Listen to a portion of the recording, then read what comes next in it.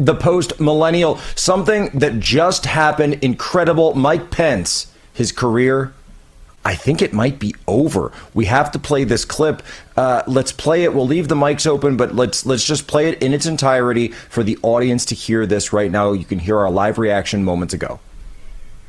You are distressed that the Ukrainians don't have enough American tanks.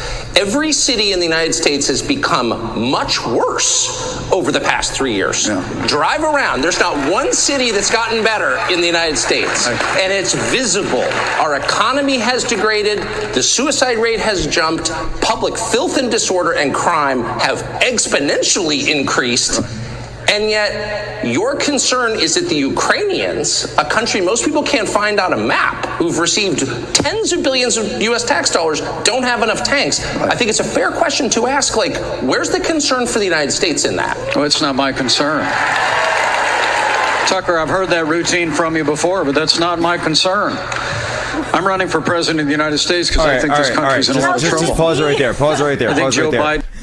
Libby, I listened to this 10 times. Yes, me too. Before, because I was going to write the transcript, and I was on Twitter on the computer. I was going to write the transcript out, and I said, "Did he say not my concern?" He said failing American cities are not his concern. Because I thought, and I'm sitting there thinking, all right, is this a live event? Mm-hmm. Did he misspeak? What's going? And then he repeats it. Yeah, he repeats it. He means it. He said that's not my concern. Yeah. And then I said, okay, clearly he misspoke. He's going to correct himself. Let's give him the benefit of the doubt. Tucker, I've heard this routine before, and that's not my.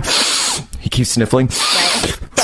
What are you implying there? Just really, he's trying to actually suck the air out of the room so Tucker can't speak because he's that terrified of being tucked live on stage. And Tucker just ends him. He ends him with his own words. Right. That's not my concern. Right. Mike Pence's career is over.